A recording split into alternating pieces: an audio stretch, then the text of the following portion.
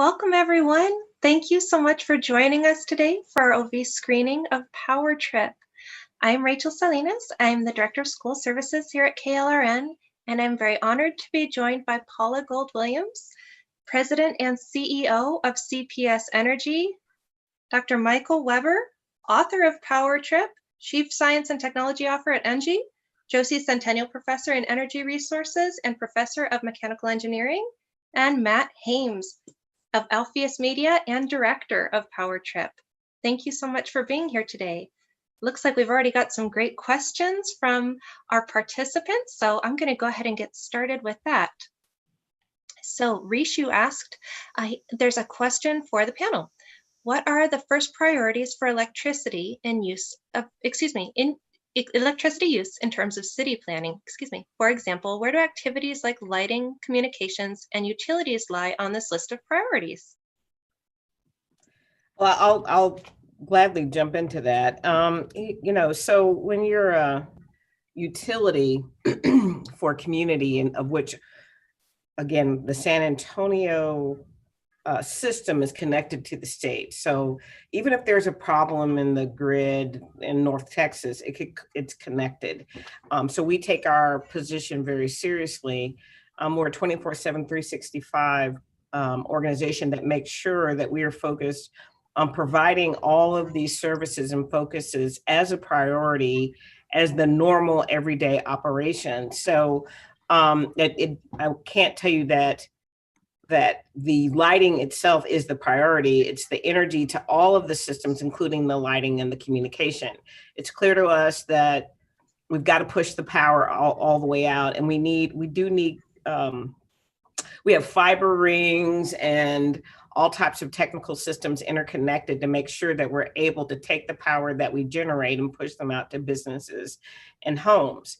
Now, relative to lighting, we spend a lot of time working with cities and counties and different neighborhoods, TxDOT, in terms of moving their lighting technology to more efficient lighting like LEDs, and then encouraging more innovation along the way. But the point is that we kind of, I always say, we're flying the plane while rebuilding it. It is part of our absolute priorities. We even do city planning with the city of San Antonio and there's 30 other incorporated cities across San Antonio, and there's counties. We talk to everyone because we understand that we've just got to make our systems and infrastructure work in terms of providing all the power that is needed. And if we can encourage along the way the use of technology to advance conservation and energy efficiency and low emissions to non-emissions of power, that's what we do. Is just a normal course of our business. And maybe I'll add some more comments in addition to what Paula said, which is the priorities today, like Paula said, are multiple, are a little different than the priorities, say, 120 years ago. So cities started to electrify 100 to 140 years ago. In the first two priorities a century ago were lighting and water pumping. And then the third priority was maybe streetcars to move people around. Electric streetcars were pretty typical. Today, if you want to keep the city healthy, it'd probably be water pumping and water treatment. So back then, 100 years ago, you didn't do water treatment. The water mostly was clean and people didn't know about the diseases or problems in the water. But today we know about it, and there's more pollution and there's more people in each city. So you do water pumping and treating, and then the lighting is for public safety and the water treatments for personal health and safety. So those become so important. But now with all these smartphones, I think of my smartphone here, we have all these devices, everything else. So now we need electricity for everything. We need natural gas for heating. So the needs today are multiple, and we feel like we need all of them, but some of them didn't even exist 100 years ago. So the priority for a city might vary based on where you are and where in the stage of the advancement of the city or the wealth of the city is as well. Thank you so much. We have a question for Matt.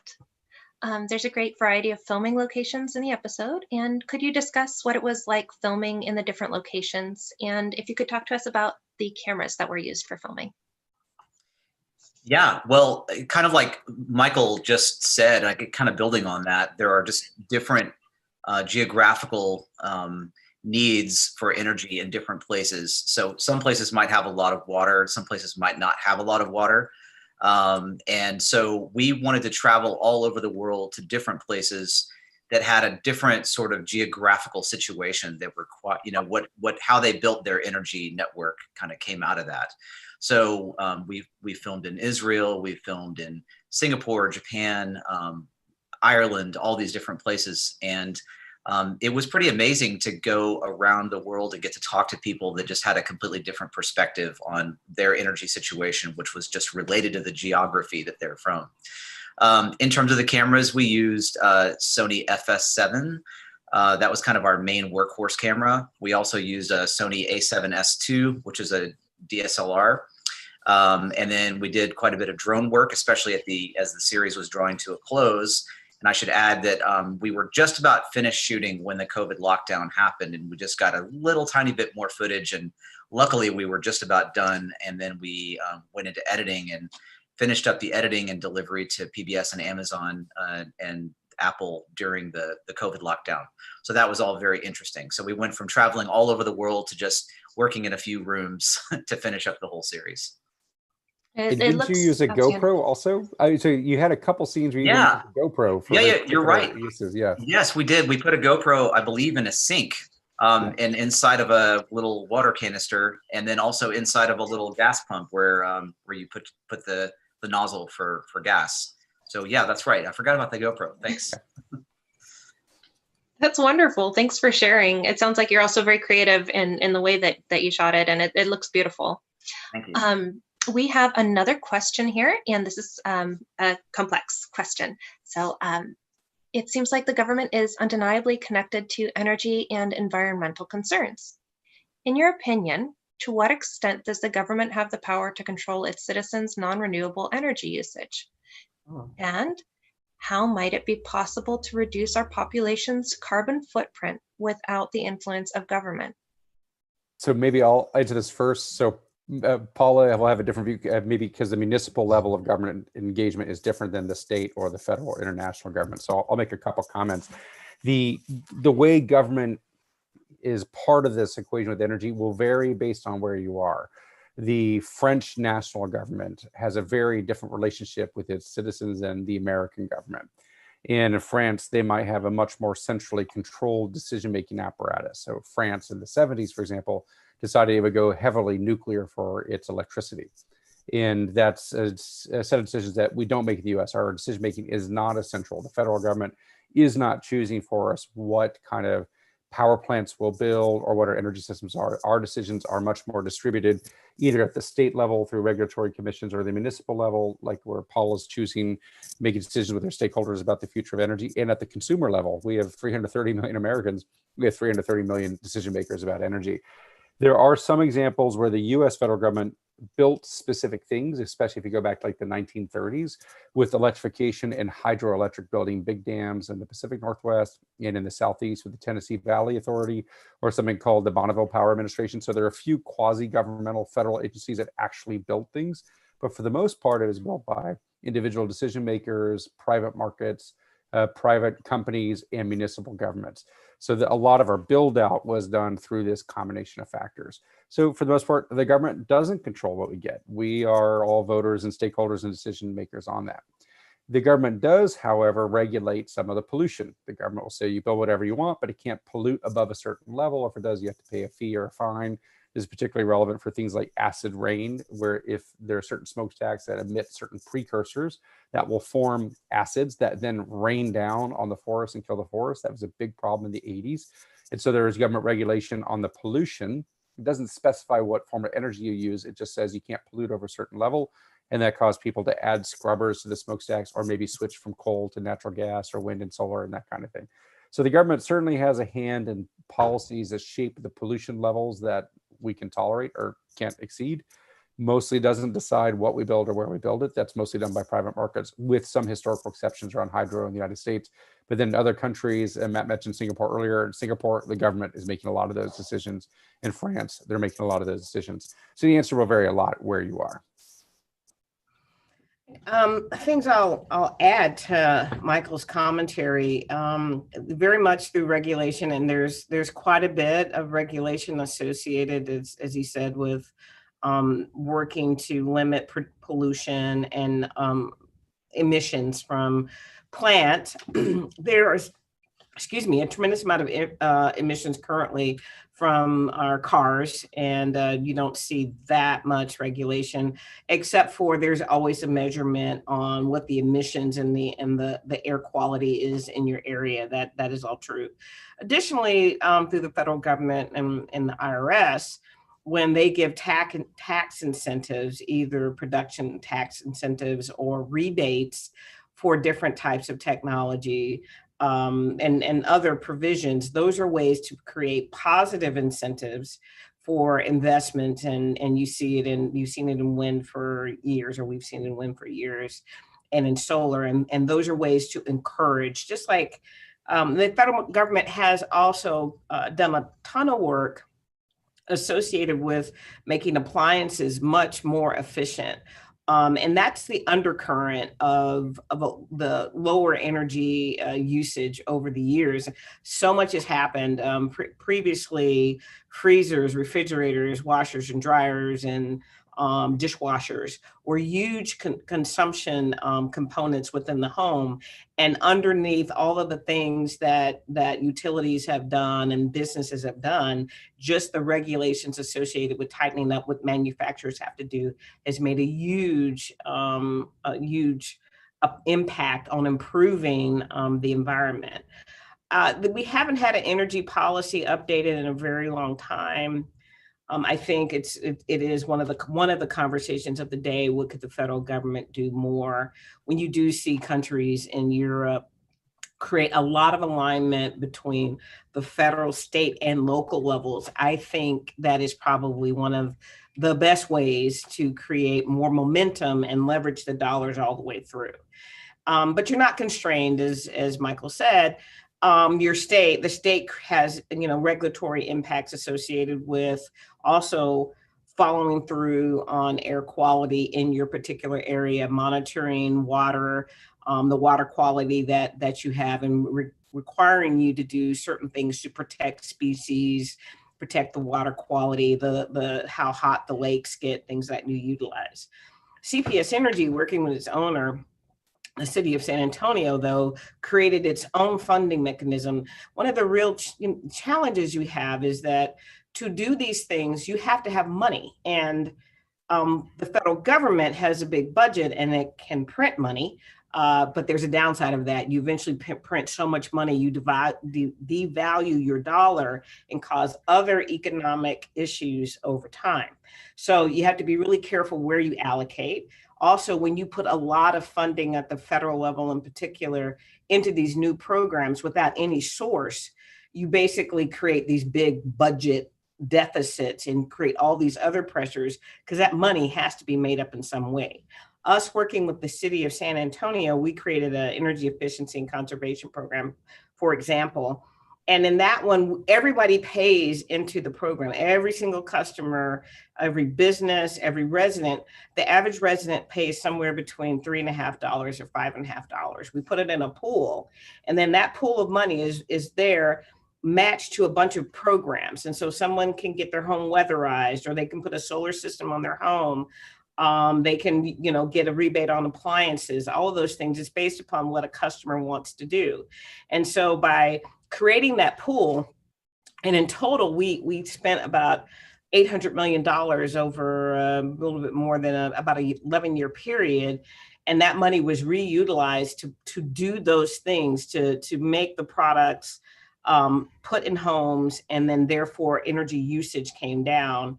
And then it starts to, again, create more of a momentum for people to say, I want more of that. What can I do? But there's, again, the limit is how much money people can pay. We all want to move very, very fast, but most people say, I don't want to pay more than about $5 a month into a program of which I may not directly benefit.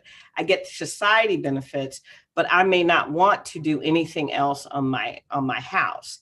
And then I would just say, you put on top of that COVID, where many people have lost their jobs, for us to ask them to pay $10 a month instead of $5 a month. when $5 a month is a challenge, it just becomes very, very difficult. So I say the answer ultimately is the ability to match the funding, the physics of the technology that you're trying to do, and overall the policy. Those things have to be, when we can do all that together, you get the best momentum. But until then, every little bit helps, every program helps. And what we do here is we generate our own local programs, but we're constantly looking at, does the state, and we participate in it, does the state have a grant program to help us install batteries? And by having that generation and that ability to optimize renewables, a solar farm, we in turn create more opportunity to save energy, to clean up the environment, those kind of things. So we'll look at those state dollars and federal dollars whenever we can. Thank you so much. And speaking to that community commitment, would that tie into the FlexPath and Flex Bundle program? Well, yeah, everything, the way I look at everything, there's an ecosystem of trying to create enough components, again, to create critical mass over time. In 2017, when I was kind of thinking through how much has to change for the energy industry just in general, let alone CPS Energy, to advance into these new technologies and really kind of think about how much better can generation be, what will customer preferences be. When we saw that disruption coming, I wanted to create a flexible path forward where we're always constantly open to and looking at new ideas in terms of what's the next best thing. How do you improve your renewables if you can, or if you really can't get a whole lot more out of your solar program, how do you optimize it with less emitting, what we call firming power? So that, we've been on that journey, but this year, what we did at the beginning of the month is we issued an RFI, and it was a global RFI that we put out. It's in 10 languages across the globe, and we're asking everybody to think about energy solutions. And we don't want to be hampered by the fact that there may be physical distance, somebody may be halfway around the world. We're telling them that we're substantially looking for new solutions. Included in a bundle.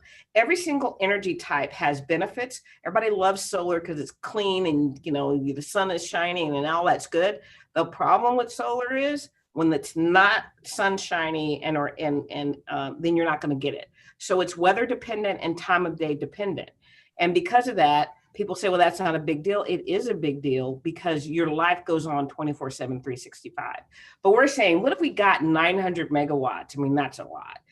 900 megawatts of additional solar. We put in some batteries, and that's at about 50 megawatts. And that's because lithium-ion batteries, a utility will use them too quickly. We deep cycle them. And so you don't get the optimization of a battery. It helps, but not enough in itself. But you say 900 of solar, 50 of lithium ion batteries, and then 500, this is the big thing of what we call firming capacity, something else. And so we're trying to attract, again, someone telling us, we've got this proven technology that we've been using for a long time. We just haven't shared it. And you can use that to optimize your solar and have the best of all worlds, have all the goodness and then mitigate the exposures. So yes, for us, our energy efficiency program is connected to our focus on technology, is connected to our RFI that will turn into RFP. And when we get that new bundled energy, we'll take that and replace our older units, our fossil. We have quite a bit of fossil in our generation, but they're older. And so that's how over time we'll do it methodically and we'll do it objectively and we'll improve our carbon footprint. And our goal is to get to non-emitting overall, but you got to do it in chunks so that you do not create rate shock for your community. Thank you so much. We have some more questions. There's a question from Rocco. How and when has energy dependence contributed to globalism, and what problems has it caused? So maybe I'll take a stab at this. And yeah, I think it's like globalization. So energy enables globalization. Think of like prior to the availability of gasoline or diesel powered ships, we had sailing and we had global trade, but it was usually very specific items where we would trade cotton to England and then they would sell us bricks back or something like that. But because energy in the form of diesel or these bunker fuels, the gasoline, things that let ships travel the ocean more quickly, then we could have more trade. So we had more ships going. And by the way, from wind, we went to steam power, burning coal to make steam, and steam power with steamships, and then gasoline or diesel powered ships, and now planes. So as transportation goes faster, enabled by new forms of energy, that enables more trade and cheaper trade of more items. So now we trade many items around the world. It's not really unusual to have a salad with food items from 12 different countries from thousands of miles away, or to have a shirt made in a different country, this kind of thing. So energy really has enabled global trade, which is what most people think of when they think of globalization, that we have goods and services wherever we are from around the world. Energy is also one of those things that's traded. So we sell natural gas from Texas, we'll liquefy it and sell it to Europe. We will import oil from the Middle East. We will buy wind turbines and solar panels manufactured in China with batteries made in South Korea using lithium from Bolivia or something like that. So energy and energy technologies enable global trade, and energy technologies are traded globally. The problems are multiple, although there are many upsides. Many upsides are you usually get access to more goods and services more cheaply and more conveniently, this kind of thing.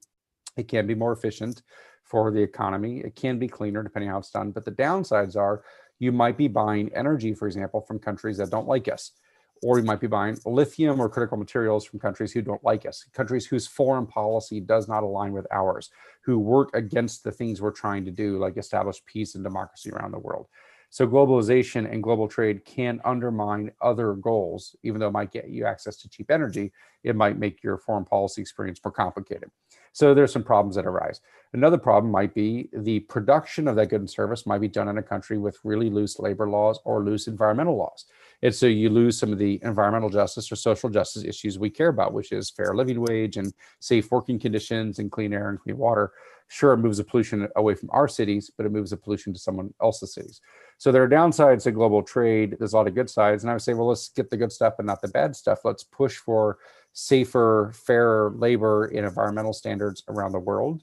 Let's make it fair and equal trade, not just open trade. And let's work to solve that, because we like these benefits of a global economy, because as we lift ourselves up, we lift other people with us. That's good, and we get access to higher quality life.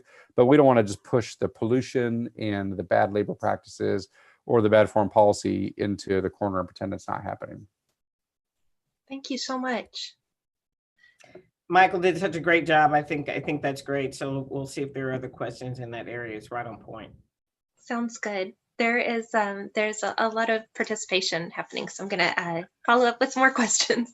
Okay. Someone asked, with transportation, how are you planning on limiting the amount of cars and at the same time being able to transport so many people on a daily basis? The US has significantly less public transportation than other places like Japan. Will this change in the possible future? Well, I don't know if I see any policy people here on the call, but I'll take a little stab at this. So I mean, just for clarity, some people ask us, like, why don't we change the codes associated with even building homes, like requiring electric vehicle charging stations and solar panels and no gas and all of those things. And in reality, we're the utility company. And so a builder, we think that those policy issues are great for the public to weigh into, for the builders to think about how to make these things happen.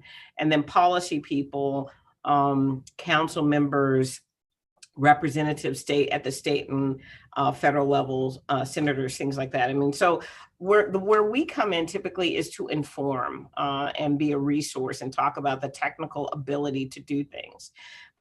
But maybe, I'll give you my personal opinion.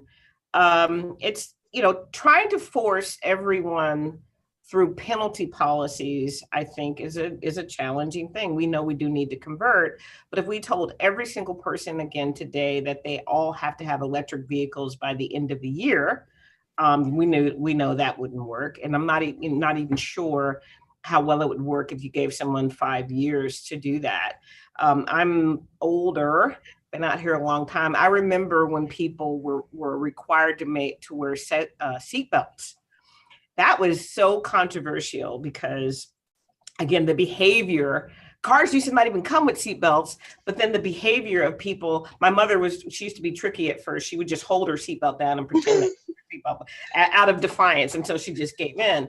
And so this whole thing about how do you force people into acceptance of policies is interesting. I mean, look, I'm wearing a mask, but you can walk down the street today and find people who today will not wear a mask for health. And so I think it's a challenging thing, and I'm not a politician, so I'm not expert in this.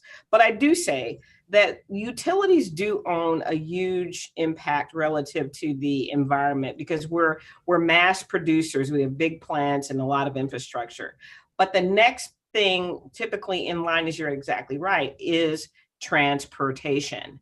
And that still is also plagued by the fact that how do people change, and find money in their budgets for electric vehicles? Prices are coming down, but to just force people to change when they do that, how do you make that happen? Also, how do you create enough infrastructure so that there's charging stations everywhere like there are gas stations?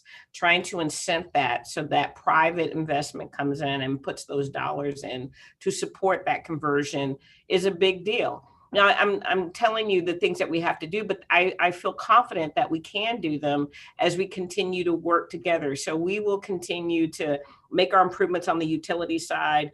We are going to start to encourage more electric vehicle charging stations. We're changing our rate structures so people can get those rates. They should be coupled with higher prices if you're trying to charge your car at 5:00 p.m. That's not environmentally responsible. You should be charging your car at night. We should not be stressing the system and all of those things. So we're going to shape how we function, offer more things that support the transition to these new technologies, and then talk to politicians and legislators, other businesses to try to bring them in so that we can create enough alignment and collaboration that we actually make that transition to those electric vehicles much easier. The end point will be buses have to change, but when will we have an electric fire truck? When will we have industrial type electrical vehicles? Those things, because they're typically bigger emitters. All of that stuff has to be addressed to make it really effective. Thank you so much. We have a question here that the importance of food was discussed in the video. Could you all expand upon the impact of food waste and ways to decrease it in the context of energy? I wonder if, Matt, do you want to answer this? So I'm very happy to talk about food and waste, but you filmed a lot of good scenes on that. Yeah, it's amazing how much food is wasted in the United States, but all over the world. We kind of had a list of B-roll that we needed, and B-roll is just basically the shots that you kind of use to cover, interviews and ideas. And unfortunately, it was very easy to get those shots of food being thrown away, only partially eaten or not even eaten at all in the United States. And so we were able to get that. But there's, also an interesting idea that sometimes waste can be wealth if you think about it in the right way. And so we were encouraged to see some of the solutions that people are taking to turn, what we consider waste into something that can be used. I mean, everything from composting to fuel, things like that. So in a way, it's really good that there is enough food, that we have food abundance, and we're not trying to solve our, food security problems, at least here in this country. We got to go to Minneapolis and kind of see the birth of the whole milling system up there on the river. And, we've gone from this kind of society where we're always looking for food, and that's kind of our chief goal. And energy allowed us to get to this point where we have this security now. And I think the next step is to also use this energy to waste less, or to take the waste that we have and turn it into fuel or other things that we can use. One comment I'll say just was a fun part of filming with Matt as we went to many countries, as you heard him say earlier. And since food is one of the things we're looking at, and food waste, we got to eat in a lot of countries. So we had food in France and Israel and Singapore. And Singapore has very diverse food, many different tastes and culinary traditions and that kind of thing. That was a lot of fun. But the most striking thing for me is it's in the series. So this is just a 30-minute thing you saw today, but there's a whole 6-part series on Amazon Prime that people can go watch, or Apple TV, whatever. There's a whole scene just of eating food at West Point at the U.S. Military Academy with 4,000 cadets, where they serve 4,000 cadets in 25 minutes. Imagine this, getting the cadets fed so that they're ready to go to classes and everything else. And actually just getting the military fed is one of the logistical challenges, and just the numbers of apples they eat in a day. So food's a big thing for us as a society. And how do you do that? Well, energy enables it, and then minimizing food waste is a key. But I think that was one of the most fun parts of what we did with the 6-part series, was all the food we got to sample around the world. So everyone should try to do some global movie making, because it introduces you to some new tastes. That sounds like a wonderful idea. On that note, we would love to ask for a final round of everyone sharing their last statements and thoughts with us. Well, I'll jump in a bit. One, I really, really appreciate all of you who made some time to look at the video and then hear about the series that Michael has been working on. And he is a prolific writer, a Texan. We're Texan rich to have him here. And he's talking about these things that I know are really important to everyone. I mean, how can we do better? Part of it is understanding the connections. Part of it is understanding the origins of things, and how did we get here? What was the history and all of that? And learning from that, and really being passionate about getting involved and thinking deeply about these challenges are important. I'm going to say always that declaring victory on we just should do this, or we should just do that, and that's the right thing to do, it's okay. There's a place for that. That leaves us in a place where we are hopeful and aspirational. But the actual work takes a lot of effort. Again, on our flexible path, we're trying to make very definitive statements and steps along the way, and we need people who are coming out of school to be interested in this and help us be creative and think through it. And as much as I hate to say it, you can't go all solar today. You technically just can't.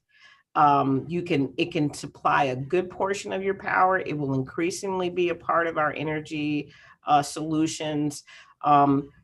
Just about every other mechanism. I mean, it's all dependent upon water and usage and all those things, all those connections happen, but we have to keep reinvesting in being creative, reinvesting in these efforts that actually link it to new actions and new technologies and new bundling of opportunities.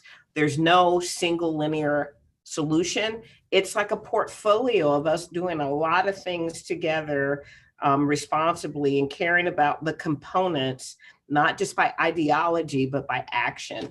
So I'm highly encouraged that you took the time and that you're interested. I highly encourage you to look at the videos, read the books, ask the questions, join the industry as we're trying to figure out this new evolution. It's an exciting time. We're blending the old, the tried and the true that really does perform reliably, safely and securely. And we're bringing in the new stuff along the way.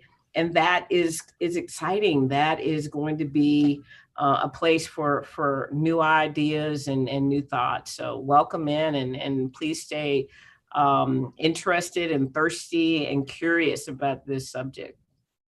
Thank you so much. I'll jump in with a real quick statement. In Germany, you can go outside on a Saturday. I believe it's a Saturday, maybe a Sunday. And if you try to mow your yard, you might have neighbors that come out and kind of shake their fist at you and don't want you to do that, because it's sort of an unwritten rule, not necessarily a law, that you're not supposed to do that on a certain day of the week. And that's the culture. We went to Singapore, and it's very interesting because Singapore is so land constrained and water constrained that they have to really control tightly the country with laws, and sort of dictate where people can go and what they can do and when they can drive and things like that. And it makes sense for Singapore, and the way that Germany does it makes sense for Germany. And I would say that the United States, I see, a lot of times questions around, can we get more control over people in the United States? And I think that we're just kind of dealing with different cultures in a way. And having traveled all over the place, what I would hope to see is that we can somehow change our culture a bit through education, through things like this discussion today, and people that are watching this, being curious and wanting to learn and wanting to improve themselves, to make a kind of a better future for America. And as someone said, that's where the young people come in, who can come along and innovate and solve these problems. We've always kind of like come up with something new and then kind of backed ourselves into a corner and then gotten out of that corner with something new. And that's what I hope to see in the future in America. And I'll just close by saying, on top of what Matt and Paula said, that the energy problem is too big for any one person or company or city or country to solve. It will require collaboration. This is the most collaborative problem to solve yet. And I think that one way to do is what Paula says, just getting smart on energy and doing education. And this screening of this conversation is a part of that. And this was also collaborative in nature. So I just want to very publicly say that the things we're doing with this screening and this series and the books and everything else was done in partnership. And the key partner in this case was CPS, together with ITRON and the San Antonio Area Foundation, and KLRN, and Disco Learning Media with Juan Garcia, who's not shown but was part of this, and with Alpheus Media with Matt and his whole team, and then the University of Texas at Austin. It took teamwork to pull together this 30-minute video, this 6-part series, this conversation. And that's an indicator of what it's going to take to get out of this problem. This problem being energy is too environmentally damaging or too expensive or too unreliable. How do we improve the affordability, accessibility, sustainability, reliability of energy? Well, we're going to improve it by working together, not by working against each other. And this educational conversation is just one way to do that. It's an example, and I hope you enjoyed it. We certainly enjoyed the conversation and look forward to having more engagements like this. Thank you all so much. A big thank you. A big thank you to Paula Gold-Williams, Matt Hames, and Michael Weber. Thank you so much for joining us today. Thank you for our partners, CPS Energy, University of Texas, Alpheus Media, Disco Learning Media. And just want to say thank you to all of you, and come again. We would love to talk with you again soon. Thank you so much. Okay. Have a wonderful day, everyone. Thank you, everybody. Stay safe, everybody. Bye. Bye. Bye, Paula. See you. See ya. See you.